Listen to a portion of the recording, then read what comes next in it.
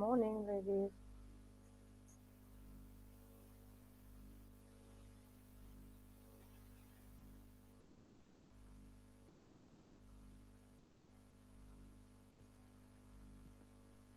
Good morning, doctor. How are you? We are fine, doctor. What about you? I'm fine, thank you. I'm good. It's a good day. Um, the weather is like spring. It's not at all winter.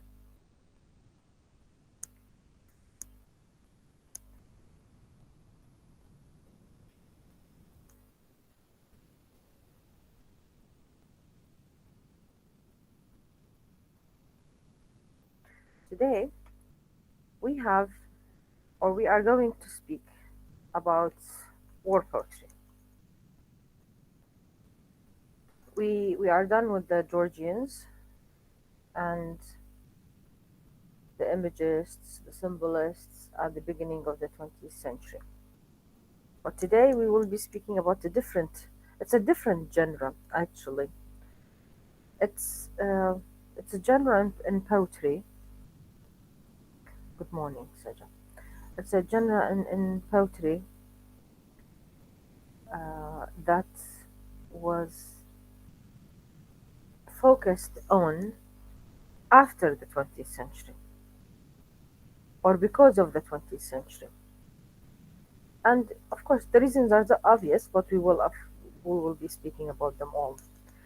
Now, before we start with the lecture, there are very few of you in both sections. So why don't we start the lecture at 8:30 instead of 8? Will it be okay with you? This will not mean that we will extend the lecture. This will mean that we will take off half an hour. Isn't it better for you? As you like, doctor. For me, I will be able to start after 8:15, but because you're usually very few until 8:30. Yes, doctor, it's okay. It's okay? So yeah, so from next lecture we will start from 8:30. It's much better for me and for you. Okay, doctor. Come on. Now, let's go back to war poetry. Of course, speaking about war poetry, we will be speaking about Wilfred Owen. Our sample poet is Wilfred Owen. Um, Now,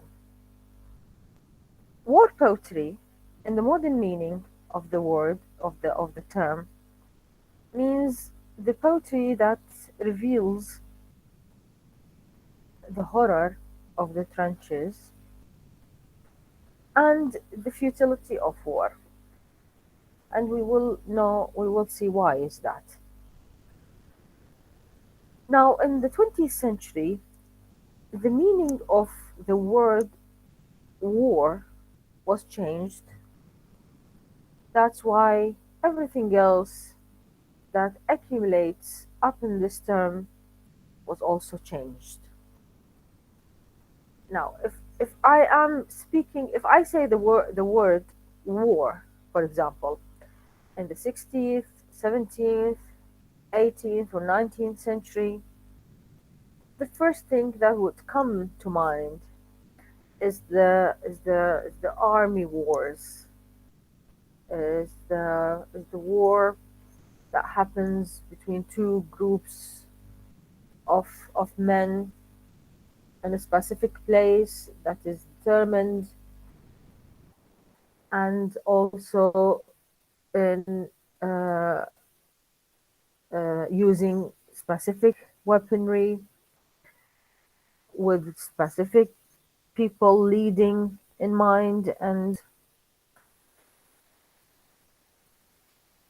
it is the meaning of the word before the 20th century was much simple than what it was after the 20th century.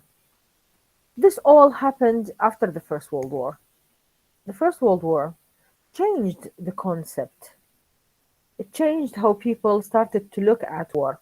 It introduced the term total war.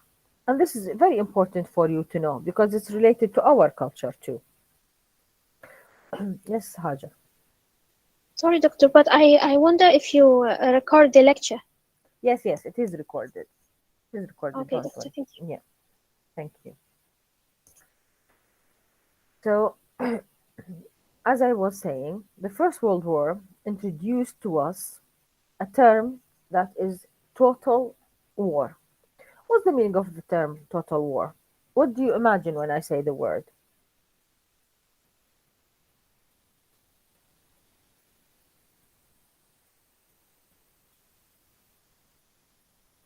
Sorry, doctor, could you repeat the question? Now, I said the First World War introduced to the world a new term, the total war. It introduced this term, total war. When I say total war, what comes into your mind? I'll give you 1 minute to think about it and I will come back. Just I need to switch off everything so I don't lose the electricity before. Okay? Just 1 minute. Think about the question.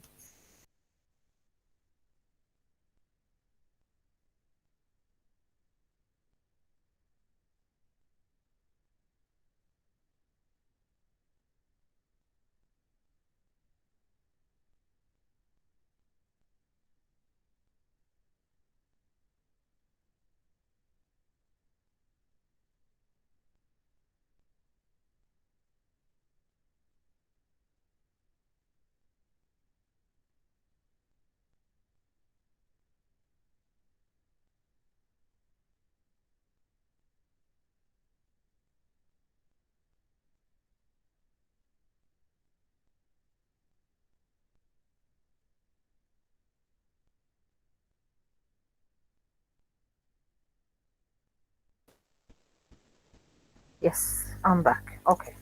So, what comes to your mind when I say total war?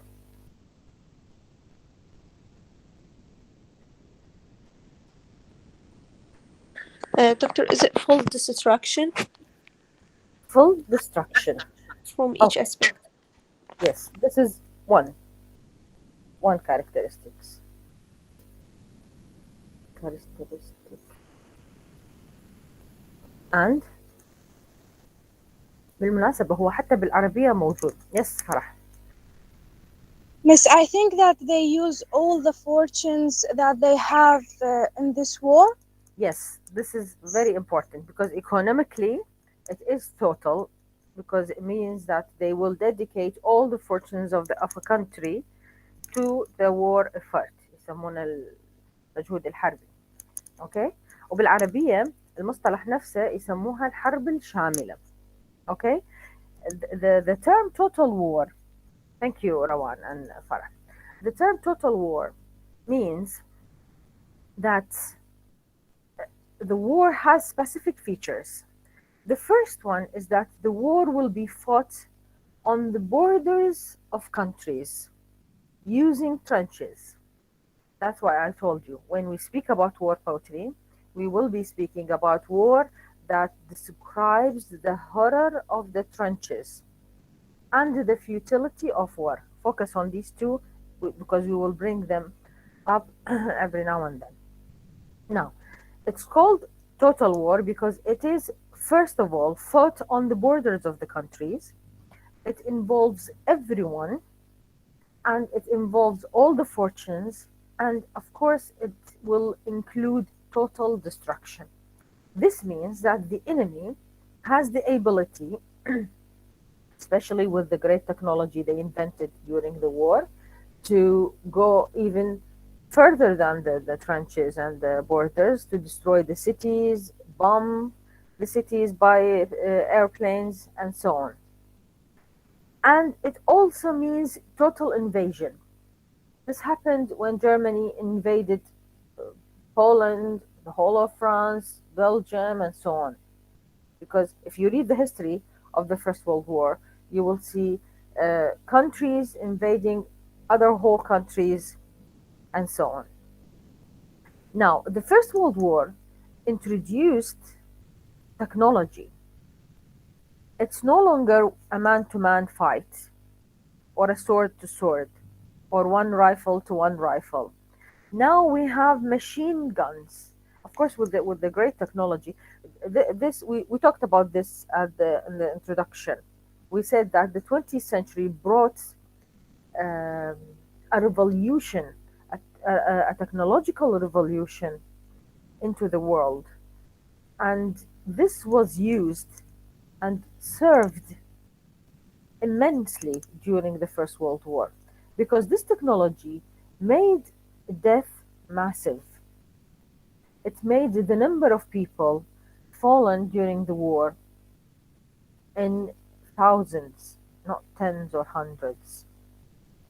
And it involves one man using a machine gun killing hundreds of people.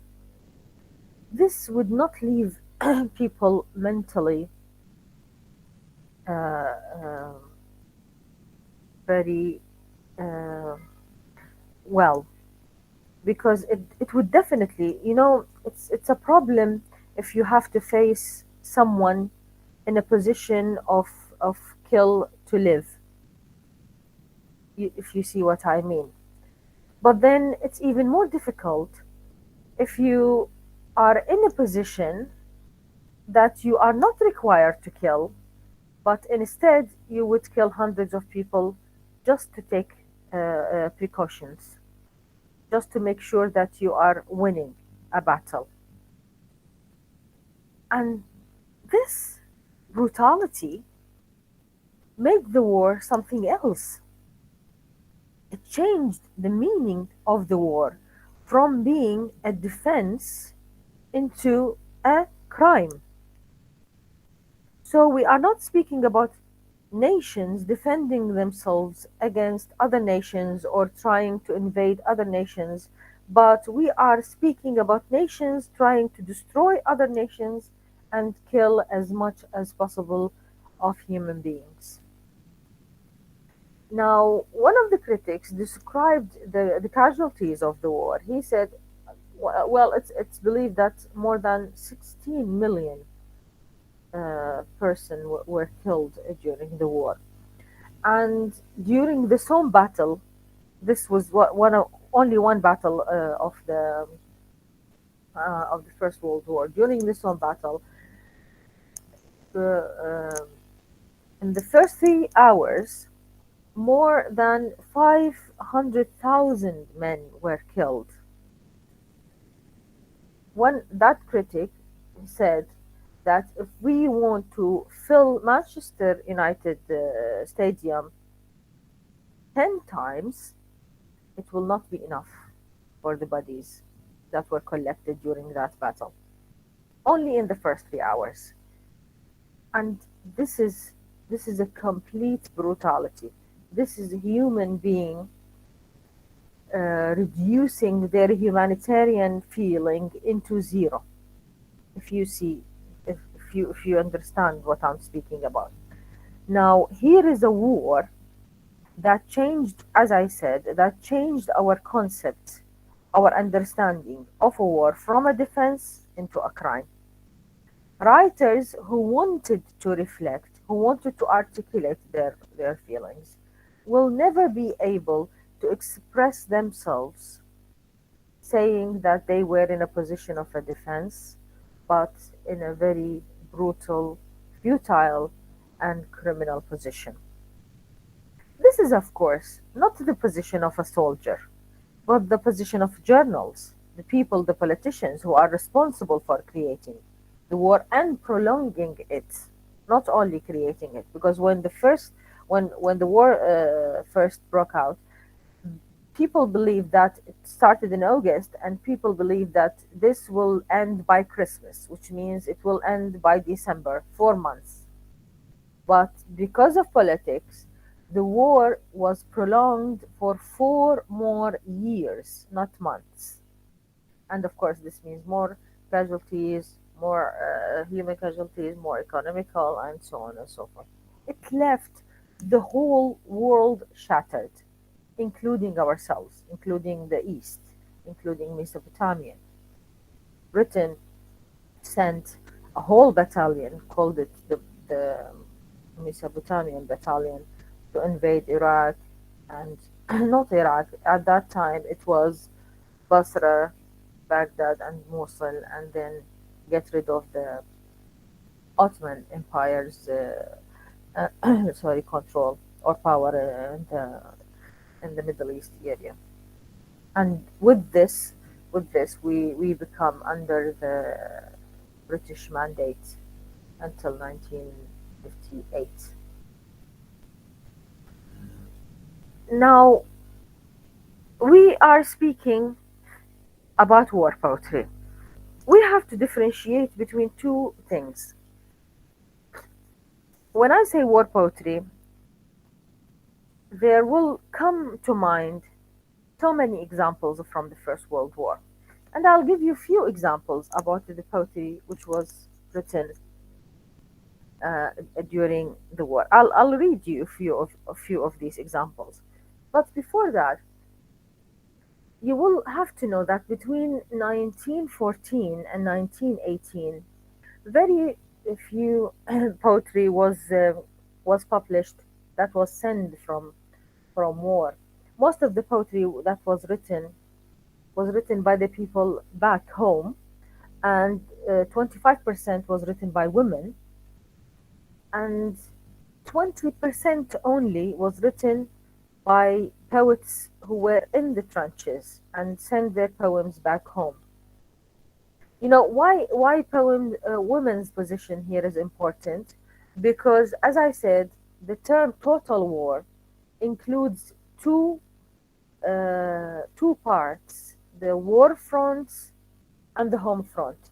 The war front represented by the soldiers and the armies and so on, and the home front represented by families and women that are left behind to survive bombshells, very few resources, and of course the war state, the whole war state. Now, so the poems that were sent during these 4 years, the poem that were sent home was sounded like this. For example, the first one was in the Flanders Fields. I'm not sure. This is a very, very famous poem by John McCrae. The poem speaks about the poppies flowers. You know the poppies flowers? If you Google them, they are very beautiful red flowers that grow naturally in Europe and the UK. And in the battlefields, they used to, because they grow naturally, they would grow anywhere. And McRae decided to write about them, and they are the symbol of war. Actually, if you watch them, the commemorations of war in the UK or Europe, you will see people put a red flower on their. They wear they they wear it as a brochure, not a brochure, as a brooch. Sorry, they wear it as a brooch on their chest. If, have you seen this before? A red flower that has two parts. This is the poppy flower. It's beautiful. When I was in the UK, I got there are so many types of them in many colors, tons of colors, and I got like 10 types of them in seeds and brought them to Iraq, hoping that they will grow. But unfortunately, because they need very special environment to grow in, they didn't survive here. Anyway, so John McCrae used this image to speak about the war. In Flanders fields, the poppies blow between the crosses, row on row that mark our place, and the sky and the larks still bravely singing, fly scarce heard amid the guns blow. We are the dead, short days ago. We lived, felt dawn, saw sunset glow, loved and were loved, and now we lie in Flanders fields. You see, it's an elegy to the dead people. This is one type. That's why it's always used for the commemoration of soldiers, because speak about those beautiful. He is symbolizing the fallen soldiers as beautiful flowers that grow, that are not only dying in the fields, but also they would grow. Another writer, Pick, Pickett Hall, says in his poem "Marching Men," and this is used as the title of another book for I think Robert Graves. The marching men under the level winter sky, I saw 1,000 cries go by. They sang an idle song and free as they went up to Clavery. Careless of eye and coarse of lip, they marched in the holiest fellowship. Now you see, he is symbolizing all the soldiers marching to war as thousands of Christs. They are holy. All of them are dying for a very glorious reason. Now, Robert Brooke, another very famous poet of the First World War, wrote The Soldier. The poem says, "If I should die, think only this of me, that there is some corner of a foreign field that is forever England. There shall be in that rich earth a richer dust concealed, a dust whom England bore, shape, made, aware, gave once her flowers to love, her ways to roam, a body of England's, breathing England's air, washing by the rivers, blessed by the sun of home." Now here is Robert Brooke glorifying soldiers' death in the war, because whenever they die, it's not the body of a soldier that is buried there, but the body, the corpse of England that is buried there. Ironically, though Robert Brooke is glorifying the death in the battlefield, death in action, he didn't die this way. He died by a mosquito, I think in Greece or somewhere. He died by a disease. He caught a disease by a mosquito, and then he died there because they couldn't find treatment. A Dead Bush by Robert Graves. To you who dread my songs of war, and only hear of blood and fame, I'll say you've heard it said before, war's hell, and if you doubt the same, today I found in Momta's wood a certain cure for lust of blood. Now here is, for the first time, some sound telling us that war is hell. Rudyard Kipling, in his poem "A Boy Jack," "Have you news of my boy Jack, not this tide, when you'd when do you think that he'll come back, not with this wind blowing and this tide?" He is describing the coming dead bodies as what? Not as people coming, but as tides of bodies coming, and he's waiting for the dead body of his boy, to because his son was sent to war, and he's waiting for the body of his son. He was lost, not only dead in the war, and he was only discovered in 1992. So he was waiting for his son to come back, and he's describing the dead bodies coming home as tides of dead bodies. And if it's not in this tide, then maybe it's in the next one.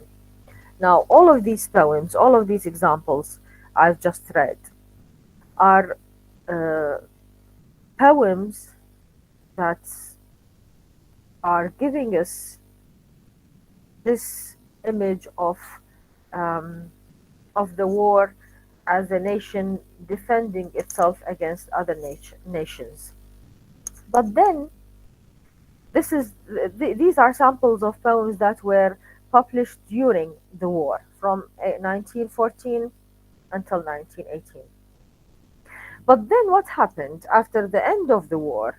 And of course, people needed a long time to recover and resettle, and now uh, uh, revise their understanding of war, and definitely reread the war through the writing that were not discovered during the war, but only after. Wilfred Owen was discovered after the war. He was a man who died during the war. He was young. He enlisted in 1915, but then he died just 11 days from the end of the war because he was a lieutenant. He wasn't a soldier, so he was responsible for other boys in the war, and he had to defend them. So he paid his life price for this.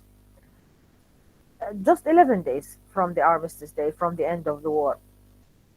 This man was not discovered until after the war, because his friends, just like Siegfried Sassoon and Robert Graves, the one I just read his poem, they collected his letters, his poems, and then they took it and published it in one volume in 19 that came to light in 1922. So 4 years after the end of the war, Owen was published. And here is a man who, for the first time, daringly and very, very openly calling war a crime and a pity. In his preface to the book, and of course it was a letter, he said, "War is a pity, and the poetry is in the pity." And it was shocking. It changed also the way people are looking at war poetry.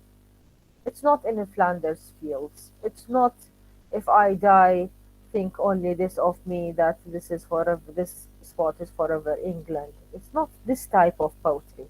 It's not a poetry that glorifies war or tell us that it is a defense. It's a poem that clearly and openly condemning war as a futile effort and a crime against humanity that led so many millions and thousands of people into their imminent death. Wilfred Owen was only, I think, 21 or 22 when he died. He was born in 1839 and died in 1918. And God forbid he was your age. Just imagine yourself being responsible for 300 men and in a position where you will have to endure all the horror of the trenches. Do you know what's the meaning of trenches? What's the meaning of the word trenches? I said it so many times, but I just didn't notice that I didn't explain it. trenches هي السواتر. شايفين بال آم، شايفين اكو فيلم اسمه 1917 شايفين؟ إذا مش عارفين يعني go Google it and find it. I think it's available online. You can watch it. It's called 1917. الترنشز هي السواتر اللي كانوا يحفروها الجيوش، الجيش البريطاني والأمريكي والفرنسي وألسو الألماني against them. فهذه الترنشز كانت عبارة، يعني هي مو بس عبارة عن خنادق، شبكة من الأنفاق تحت الأرض. والحقيقة هي صارت بالحرب العالمية الأولى an art. They created whole cities underground just because they needed to be undercovered. وهذه الترنشز طبعا لأنه يعني when there is a battle and there is a bombshell, then you are literally burying people alive. Thousands of people would be buried alive. And this is the horror of the trenches, how it's like Owen expressed. They had to watch this and be not be able to do anything to stop it. And that's why it's I always describe Owen's poem as a letter from the dead. He is a dead man who was able to send us a letter telling what he says it clearly, telling us the truth and none, he said. And this truth was very important to be revealed because people needed to think again. You know, if you remember Yeats's poem when he was speaking in the Second Coming, when he was speaking about the horror of the First World War, and he told us that it's a monster that destroyed the world, but it's not gonna end. The prophecy, his prophecy, was that it will be repeated again. Now here is Owen telling us that we destroyed by creating this war, we destroyed humanity to a point that there will be no return and there will be even more destruction in the future. So he is telling us about how the prophecy of Yeats will be also accomplished later by creating the conflict that led to the Second World War. Now, Wilfred Owen, um, he's a very, Wilfred Owen was a very handsome young man when I was your age studying in the College of Education, because I studied in the same college. I read his poetry for the first time. But it wasn't until I saw his photo that all my life was changed. I decided that this is the thing I want to do in the future. I want to study war. I want to understand why people are doing this and how poets and writers express themselves. Did it change anything? Did it help? Has anyone able to make any difference? But if you remember in the one of the videos you've watched in the previous lectures, uh, I think it's Odin, yes, Odin in the program Face to Face told the interviewer that all the poetry that was written during the wars, all the writings actually, all the literature that was written, was not able to delay the war 1 minute or end it before 1 minute.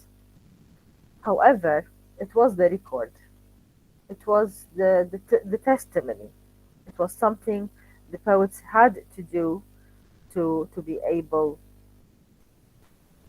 to at least uh, tell the next generations what truly happened. Um, Now I just feel responsible that I have to that I must show you his photo.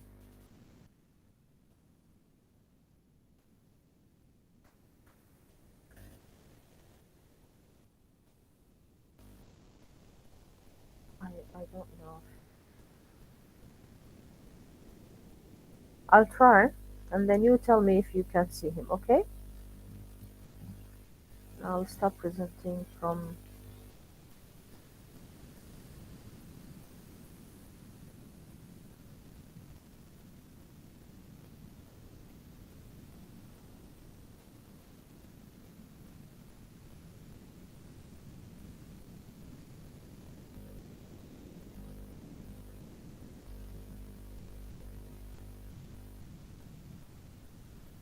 Now, can you see him? Yes, doctor. Okay. This is Wilfred Owen. This is a man, a very young man, who enlisted to war. He was a French language teacher who used to live in France. And he was enjoying his life, feeling like having all the hopes and dreams of his life. But then the war broke, and he had to enlist because everybody did. And because he was educated, he was appointed lieutenant, and then he was responsible to to save other people, but then pay his life. I think this is Robert Graves. I think, not sure. This is his handwriting.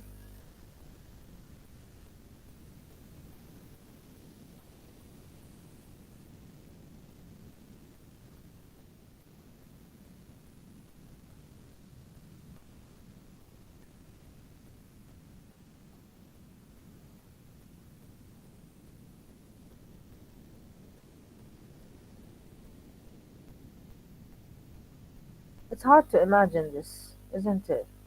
This is a very beautiful portrait of him.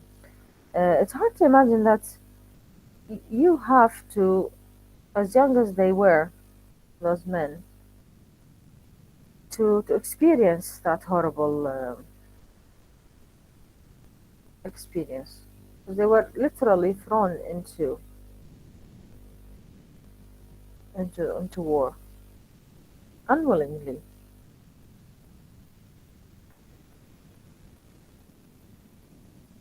Now we will read his poem to see how he expressed it. The title of the poem is Strange Meeting. Okay? Is it in front of you now? Can you see it? Yes, doctor. Okay.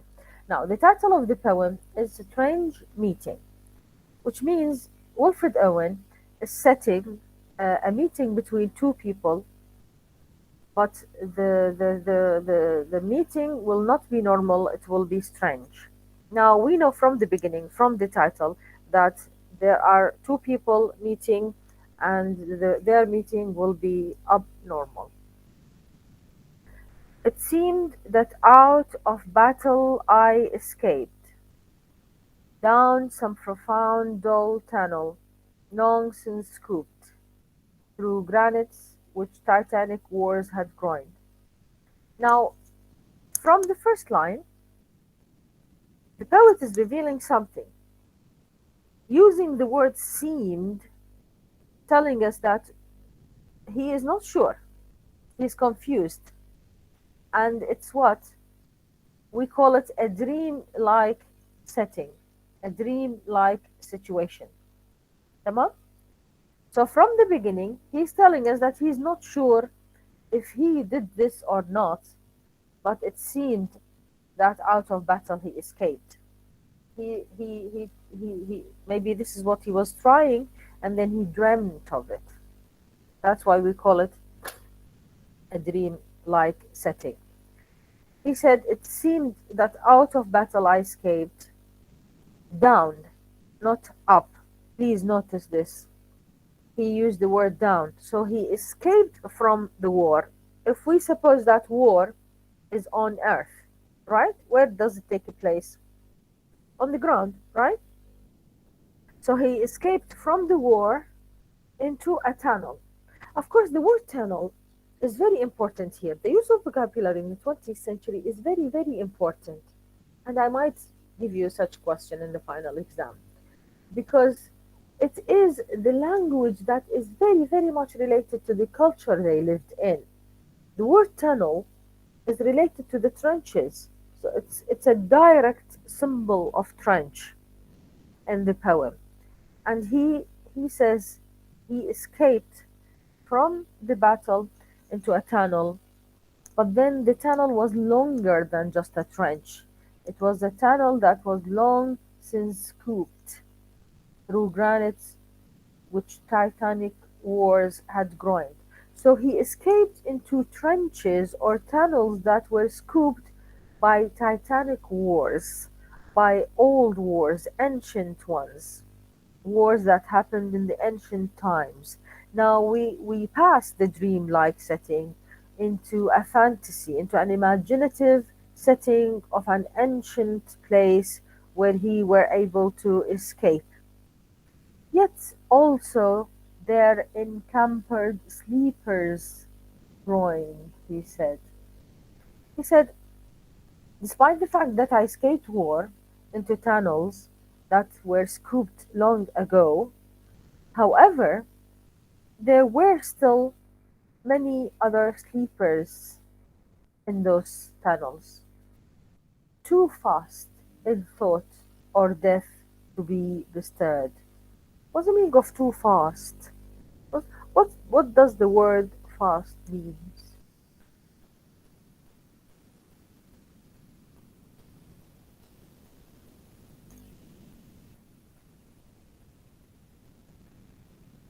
You know, sometimes when you um, when we are concentrating on an idea in our minds, and then we lost all conscious about what everything that is surrounding us, that we look dead or asleep. Have you experienced such feeling?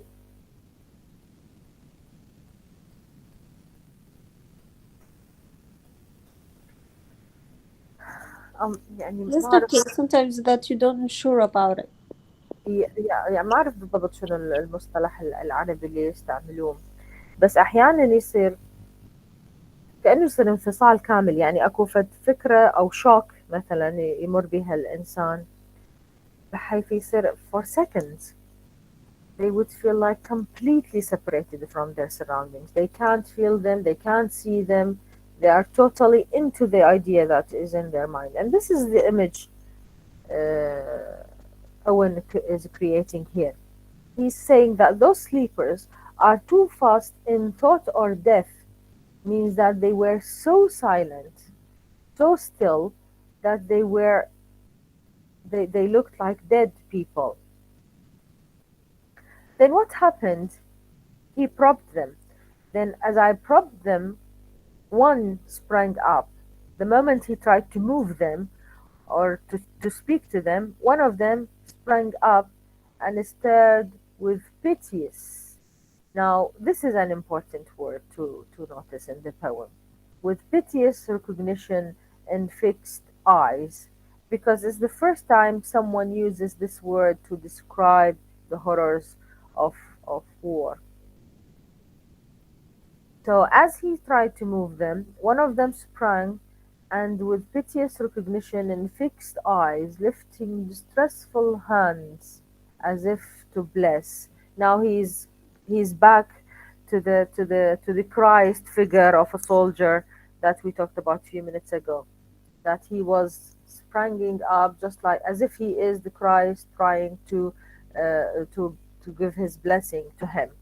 And by his smile I knew that sullen hole. By his dead smile I knew we stood in hell. Now here is Wilfred Owen using Robert Graves's image, telling us that now he escaped from war into long tunnels that led him to ancient wars, and those sleepers were the victims of these wars. But he knew now that he did not escape war to heaven, but he escaped war to hell.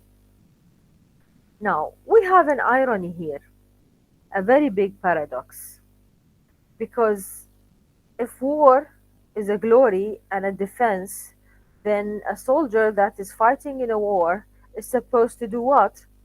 Is supposed to go to heaven, right? He will be rewarded, because the only idea we have to describe a soldier, a dead soldier, is that he's a martyr. مو احنا عندنا حتى بالعربية انه يعني استشهد. So the poet is telling us, the irony here is the poet is telling us that when he died, when he escaped war, he did not go to heaven. He's not a martyr, but he's a man who went to hell. And then there in hell, he is blessed by a fellow soldier, a dead soldier, whom he gave the symbol of Christ. He was blessed by him, and he was also in hell. This is a very important image in the poem, because from the beginning of the setting of the poem, Owen here is telling us, or setting the idea that escaping war is not escaping a glory or a defense, but escaping a crime, and the only reward you will get is to go to hell, not to heaven, because this is not a justified cause. It's not a justified cause. It's not something you do for good or bad. It's something that they did for for an evil cause. The destruction that happened was was more than just a defense. And here is the whole idea explained to us. Now, I will stop here because there are many images to discuss with the rest of the poem, and we will Finish it, inshallah, next week. Okay? Now, Okay. until here, and with the beginning, with the introduction of word pottery. Do you have questions? Yes, Fatima. Yes, doctor, good morning. Hello, good morning. Um, Doctor, I didn't understand this line because there is some issue with internet. The line with beginning too fast in thought or death to be bestirred. I didn't understand what is the meaning of bestirred here. Mister, it means you cannot disturb them. They are too fast in thought or deaf. They are too still, too silent to be disturbed. You can't disturb them. Even if you tried, they will not move because they were in a shock position. Do you see what I mean?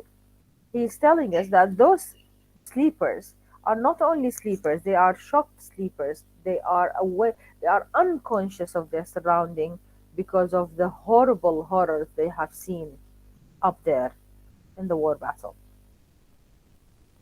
Yes, it is just a description for the soldiers, you mean, only for them. Yes, but it's, you know what's important about it? Because he is speaking about dead soldiers. But even after death, because of the horror they've seen, they are still in the shock state. That's the idea Owen wants to reveal here. You know, he is telling us that he died because how do you escape a battle? By death, right? And escaping the battle to hell means definite death. So he is speaking about other dead people, but he is telling us that they were, even after their death, they were too silent because of the horror of all the horror they've seen up there. So they are too still to be disturbed here. Okay, Yes, yes, doctor, I got it now. Thank you so much. most welcome. Any other questions? Yes, Hajar.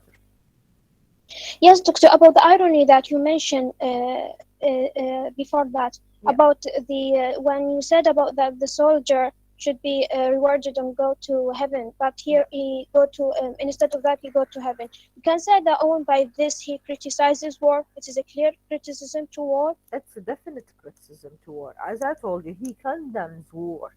He is telling us that, of course, this is his ideas. We are speaking Yes, doctor. about Owen's ideas. He is telling us that the general idea that when a soldier dies, he must be rewarded by going to heaven. But actually, what happens there in his poem is that when he escaped war by dying, he went to hell. So the criticism is that war in this position is not a glory, it's not a defense, but a crime against humanity. It's an evil thing. It's not the good thing you do. So yes, it is a definite criticism. Okay, doctor. Thank you. Most welcome. Yes, Rawan. Uh, Doctor, he said down because it refers to the tunnel, right? Yes. It's Yeah. very important for soldiers. You know why, Rawan? Because down means a lot to them. You know, it's the order. Because the moment they will hear a bullet fired, they of course their generals would say down, which means they have to go down into the trenches. Mm. You see, so it's a very important word to them. That's why I told you vocabulary is so important in the modern poetry because they use their environment vocabulary. And this word, because it always rings in their ears, down, down means protection. So he went down to save himself, to escape. And that's why he used it just in the second line of his poem. Yeah. Thank you, Doctor.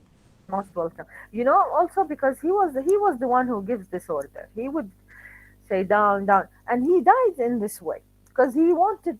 They were in an attack, and he wanted to save the other boys, and he asked them to go down, but they wanted to protect him, and he wanted to protect them. So in exchange, he had to stay up, and they went down, and then he died. He gave his life a price for this.